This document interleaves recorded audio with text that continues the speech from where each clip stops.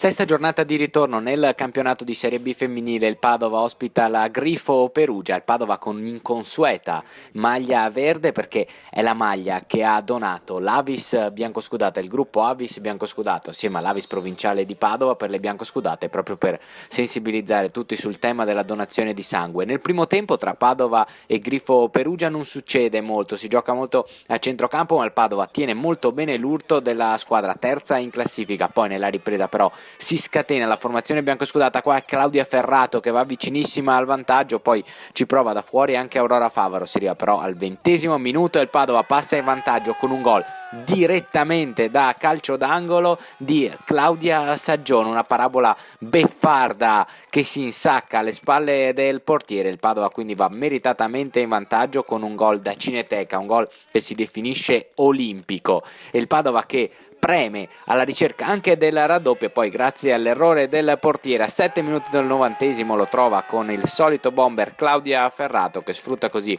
l'indecisione della difesa e segna il 2-0. Il Padova però non può stare tranquillo fino alla fine, anche perché nel primo minuto del recupero accorcia le distanze il Perugia grazie al gol su rigore di Fiorucci, ma finisce 2-1. Il Padova compie la grande impresa, ferma il Perugia e adesso sotto la guida di Walter Pepato, costretto a tornare in panchina per sostituire Adriano Zilio, le biancoscudate proveranno l'assalto ai primi posti della classifica.